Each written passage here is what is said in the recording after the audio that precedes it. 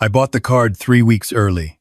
Navy blue with gold lettering, the kind you find in the section marked, "For my son." I stood in the Walgreens aisle longer than I should have, reading each one until I found the perfect words, "To a son who makes his father proud."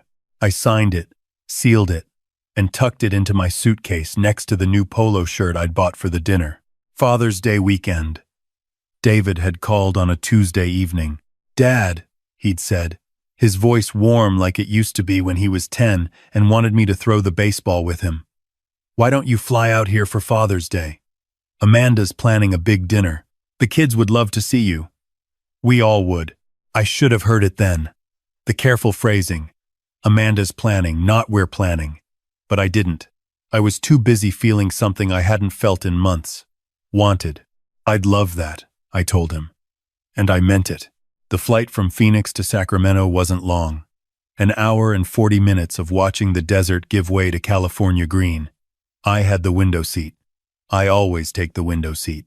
Marie used to tease me about it. "You're like a kid, Tom," she'd say. "Always looking out the window like you've never seen clouds before." But Marie had been gone 2 years now, and nobody teased me about anything anymore. I'd chosen my outfit that morning with more care than I'd given to anything in months. The navy polo. Khakis I'd had dry cleaned. The brown leather belt Marie bought me for my 65th birthday. I even polished my shoes, the good ones, standing in my kitchen at 6 a.m. because I couldn't sleep anyway. I kept thinking about David's kids. Emma was 12 now. Jake was 9. I had their school photos on my refrigerator, the ones from last year. David had mailed them with a short note. "Thought you'd want these, Dad." I did want them. I wanted more than photos. The plane landed at 2:15. I texted David from baggage claim. "Just landed. See you soon." He'd told me he'd pick me up. "Don't worry about a rental car, Dad. I'll get you." I waited by Carousel 4, watching the same black suitcases circle around and around. Mine came eventually. The old Samsonite that had been to Seattle for Emma's birth, to Denver for Jake's baptism, to San Diego for David's wedding, 8 years ago. It had stickers from all those trips, little ghosts of the times I was included. 2:30 came and went. I texted again. "I'm at the pickup area, outside baggage claim. No rush." 2:45. I called. It rang 4 times and went to voicemail. "Hey, it's Tom. Just checking in. I'm here whenever you're ready. 3 o'clock. I called again. Voicemail again. I was standing in the pickup zone, watching families load into cars. A little girl ran to her grandfather, jumped into his arms. He spun her around. Both of them laughing. I turned away. 3:20. I called Amanda's cell. She didn't answer either. The thing about waiting is that it gives you time to think. Too much time. I thought about the last time I'd seen David. Christmas, 16 months ago. I'd driven to Sacramento then, too. Stayed in a Holiday Inn because Amanda said their guest room was being renovated. I'd spent Christmas Eve dinner at their table, wedged between Jake and the wall, while Amanda's sister and her family took up most of the conversation. I'd given the kids gifts I'd spent weeks picking out. Educational toys, the kind parents appreciate. Amanda had smiled and said, "You shouldn't have," and maybe she meant it. At 3:30, I ordered an Uber. The driver was a kid, maybe 25. He asked about my day. I said it was fine. He didn't need to hear the truth. I gave him David's address. I had it saved in my phone from all the checks I'd sent. The down payment for the house, $42,000. My retirement savings cut in half. "Dad, we're so close," David had said. "We just need a little help with the down payment. We'll pay you back." That was 3 years ago. I'd never asked about the payback. You don't ask for money back from your kids. That's not how it works. The wedding before that. $15,000 for Amanda's dream venue. She's only getting married once, David had explained. I'd written that check, too. The Uber pulled up to a house I'd only seen in photos. Craftsman style. Blue with white trim. A maple tree in the front yard just starting to turn green with late spring growth. There were cars in the driveway. A lot of cars. I paid the driver, grabbed my suitcase, and walked to the front door. Before I could knock, I heard it. Voices, laughter, music playing from a speaker. The kind of sounds that mean celebration. I knocked. Nobody came. I knocked again. Louder. Through the frosted glass of the door, I could see movement. Shapes passing back and forth. I could hear someone say, "More wine?" and another voice laugh. I rang the doorbell. The door opened. Amanda stood there in a sundress, wine glass in hand. Her smile froze when she saw me. "Tom," she said. "Just that. My name. Not Tom. Come in." Or Tom. "We've been waiting." Just my name, hanging in the air like a question she didn't want to answer. "Hi, Amanda." David was supposed to pick me up at the airport, but I didn't hear from him. I figured I'd just grab a ride here. I tried to keep my voice light. Normal. Like this was all fine. She didn't move from the doorway. Behind her, I could see people. 10, maybe 15 people. I recognized David's back. He was talking to someone, gesturing with his hands the way he does when he's telling a story. I didn't recognize most of the others. "I'm so sorry," Amanda said. We had a change of plans." "A change of plans?" I repeated. She glanced behind her. "David," she called. Not loud enough. He didn't hear her. "David," she tried again. He turned. He saw me.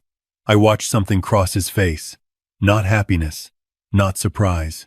Something else. Something that made my chest tight. He walked to the door. "Dad," he said, "what are you doing here?" What was I doing here? The question hung between us, like smoke. "You invited me," I said, "for Father's Day dinner. You called me 3 weeks ago." David looked at Amanda. Amanda looked at her wine glass. "That was," David started. "We changed the plans. We moved it to Saturday. Yesterday. I thought I texted you." I pulled out my phone, opened our messages. The last text from him was from 2 weeks ago. "Sounds good, Dad. See you soon." Nothing about Saturday. Nothing about yesterday. Nothing about don't come.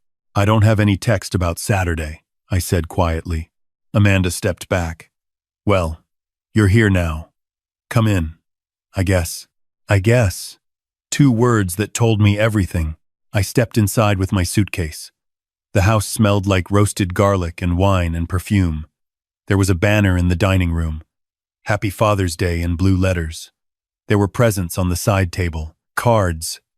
Someone had brought a cake. "Everyone," Amanda announced to the room.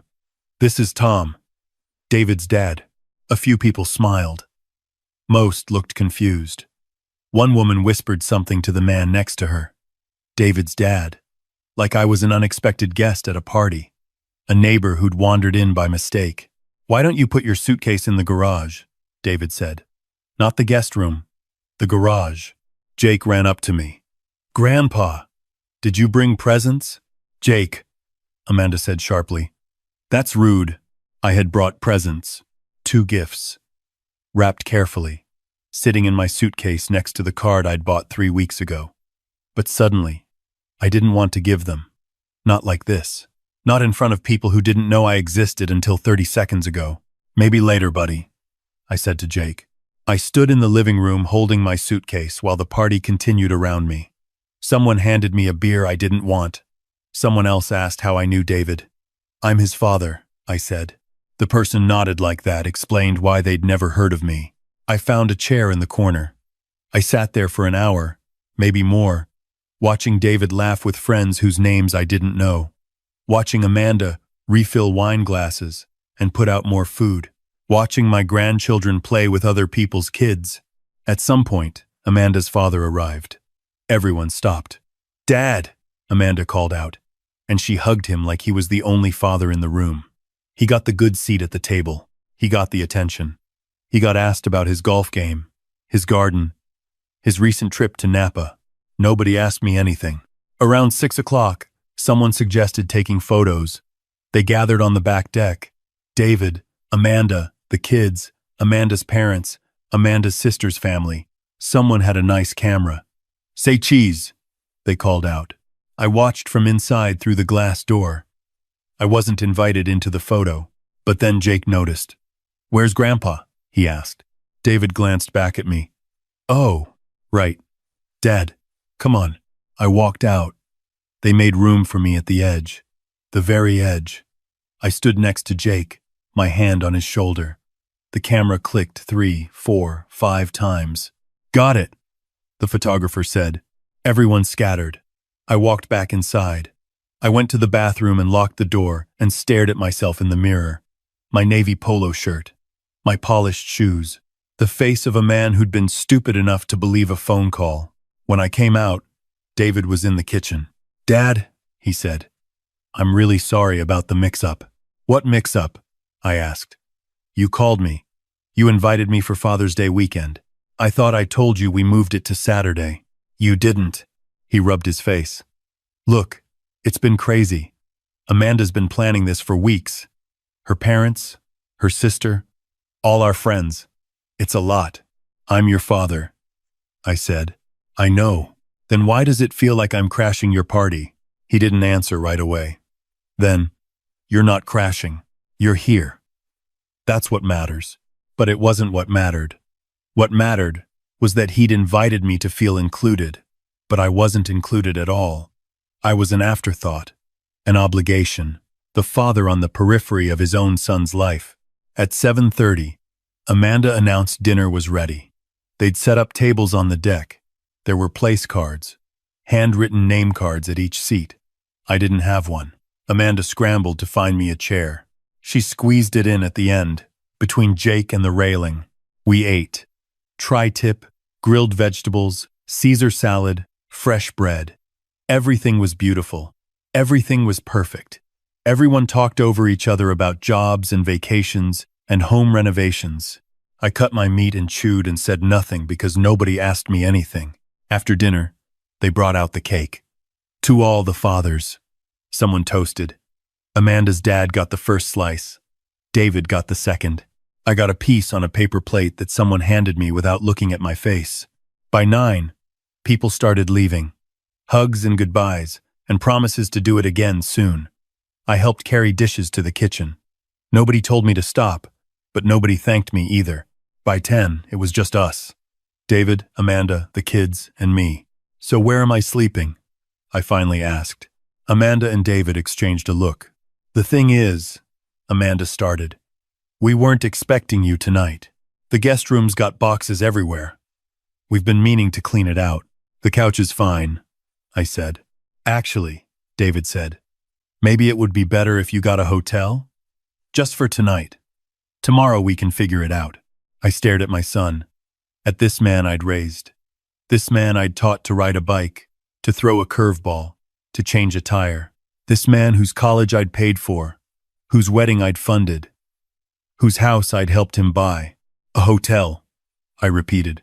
Just for tonight, he said again. I went to the garage and got my suitcase. Nobody stopped me. I ordered another Uber. While I waited outside on the curb, I could see through the window. David and Amanda cleaning up. Normal. Easy. Like I'd never been there at all. The Uber took me to a Hampton Inn near the highway. The room smelled like industrial cleaner and old carpet. I sat on the edge of the bed, and I did something I hadn't done since Marie's funeral. I cried. Not loud. Just quiet tears that came and wouldn't stop. Then I opened my phone. I don't know why. Habit, maybe. I went to Facebook. David had posted photos. The party, the deck, the food, the people. The family photo where I stood at the very edge, half cut off by the frame. The caption read, Amazing Father's Day celebration with the people who matter most. Grateful for family, friends, and all the love. Number blessed. Number Father's Day. Number family. The people who matter most. I scrolled through the comments. 53 of them. Looks amazing. Beautiful family. So much love in one place. I wasn't in most of the photos. In the ones where I appeared, I was background. A blur. An old man at the edge of someone else's happiness. I sat there in that hotel room, and I started to think, really think, about the patterns I'd been ignoring. My birthday 3 months ago. David sent a text at 11 p.m. Happy birthday, Dad. Sorry. Crazy day. No call. No card. Christmas 16 months ago. The Holiday Inn room. The corner seat. At dinner. Thanksgiving before that. We're going to Amanda's parents this year, Dad. Maybe next year. Emma's birthday party 2 years ago. I'd driven 4 hours to Sacramento. Arrived with presents. David met me at the door. Oh, Dad. I thought I told you. We're keeping it small this year. Just us and a few of Emma's friends. I'd handed him the presents and driven back home. The texts that went unanswered for days. The calls that went to voicemail. The times I'd asked to video chat with the kids and been told they're busy with homework. And the money. God. The money. $42,000 for the house. $15,000 for the wedding. $5,000 for the car repair when David's transmission died. $3,000 for Amanda's dental work. $2,000 here, $1,000 there. Every time, David said, "You're saving our lives, Dad. We'll pay you back." But it wasn't about the money. It was never about the money. It was about being seen, being valued, being more than a bank account that occasionally showed up to family events. I opened my email, started typing. "David, I'm writing this from a hotel room because there wasn't space for me in your guest room, in your home, in your life. I came to Sacramento because you invited me. You called me 3 weeks ago and said you wanted me here for Father's Day. I ironed my best shirt. I bought cards for you and the kids. I got on a plane believing that my son wanted to spend time with his father, but I was wrong. I wasn't invited to Father's Day. I was an afterthought, a mistake, a complication you had to manage when I showed up at your door. I stood in the corner at your party and watched you celebrate with people I've never met. I watched Amanda's father get the place of honor, while I got a chair squeezed in at the last minute. I saw the photos you posted.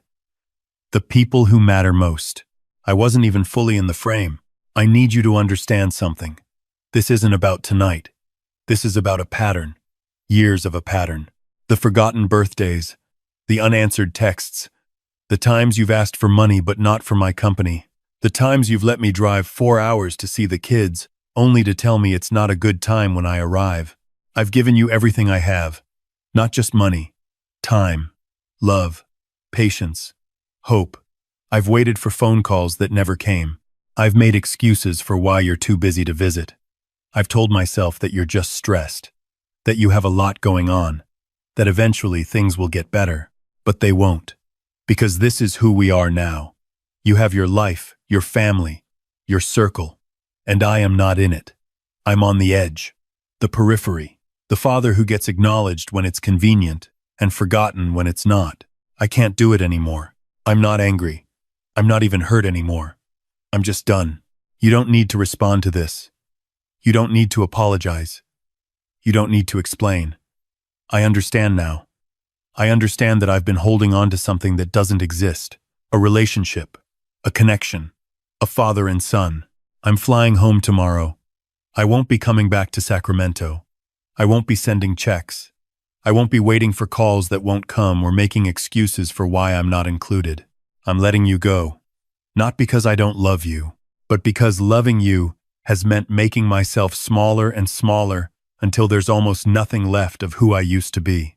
Tell the kids their grandfather loves them. Take care of yourself. Dad. I read it 3 times. Then I sent it. I didn't sleep much that night. I lay in the dark and listened to the highway noise outside and thought about Marie. They're just busy, she used to say, when I complained about David not calling. He's building his own life. That's what we raised him to do. But building your own life doesn't mean erasing your father from it. In the morning, I changed my flight to the earliest one available. I was at the airport by 7 a.m. The card I'd bought was still in my suitcase, still sealed. I thought about throwing it away. Instead, I tucked it into the seat pocket in front of me on the plane. Maybe someone else would find it. Maybe someone else had a son who made them proud. When I got home to Phoenix, my house was exactly as I'd left it. Empty, quiet. The photos of David and the kids still on the refrigerator. I took them down. Not in anger, just in acceptance. The next week, I joined a volunteer group at the VA hospital. Old veterans who needed someone to talk to. I started having lunch with Bill from down the street every Wednesday. We'd meet at the diner and talk about baseball and the weather and our gardens. He never forgot. He always showed up. I took a woodworking class at the community center, built a birdhouse, then a bookshelf, then a bench for my back patio. I was good with my hands. I'd forgotten that. David didn't respond to my email. Not that day. Not that week. Not ever. 3 months later, Emma called. She was crying. "Grandpa, why don't you ever visit anymore? Dad says you're too busy, but I miss you." I closed my eyes. "I miss you too, sweetheart. Can you come for my birthday, please?" I wanted to say yes. I wanted to get in the car and drive those 4 hours and show up and be the grandfather she remembered. But I couldn't, because David hadn't called. David hadn't asked. David had let Emma call me instead of having the conversation himself. "I don't think I can make it," I told her. She was quiet for a moment. "Is it because of Dad?" "Smart kid. It's complicated, Emma. He won't tell me what happened. He just says, 'You're busy.'" I could have told her. I could have explained everything, but she was 12. She didn't need to carry this. "Your dad and I are working through some things," I said, "but it has nothing to do with you. I love you very much." "I love you too, Grandpa." After we hung up, I sat in my workshop and ran my hands over the wood I was sanding. Smooth, even, predictable. Wood didn't forget you. It didn't ask for help and then pretend you didn't exist. It just was what it was. I thought about Father's Day, about standing on that curb with my suitcase, about the hotel room, about the photos where I was half out of frame, and I realized something. I wasn't spare. I wasn't extra. I wasn't a backup option for when the real family couldn't make it. I was whole, complete, enough, all by myself. David had taught me that. Not on purpose, but he'd taught me anyway. 6 months after Father's Day, I got a call from an unknown number. I almost didn't answer, but I did. "Mr. Harrison?" A woman's voice. "Yes? This is Jennifer from Pacific Trust. I'm calling about the savings account you opened for your granddaughter, Emma. The account I'd started when she was born. $5,000. Growing with interest for her college. What about it? We have a request to close the account and transfer the funds. It requires your signature." David wanted the money. Of course he did. "Tell him no," I said. "I'm sorry? Tell David Harrison that the account stays open for Emma. It's hers, not his. And it will be given to her when she turns 18. Not before. I'll make a note," Jennifer said. I hung up, and for the first time in years, I smiled. Really smiled. Because I'd finally learned the difference between giving and being taken from. I spent Thanksgiving that year with Bill and 3 other guys from the woodworking class. We made too much food and told bad jokes and watched football. Nobody forgot I was there. Nobody made me feel like I was in the way. Christmas, I volunteered at the community kitchen. Served meals to people who had nowhere else to go. One old man, probably 80, sat at the corner table by himself. I brought him extra pie. "Thank you, son," he said. Son. I wasn't anybody's son anymore.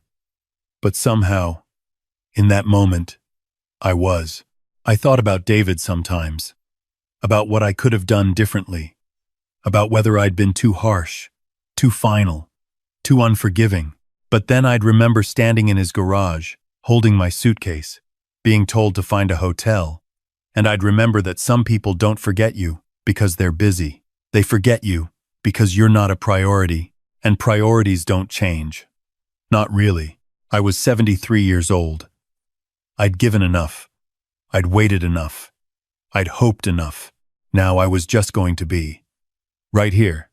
In my house with my tools and my friends and my Wednesday lunches and my volunteer work. Present. Whole. Enough. Not spare. Never spare. Just free.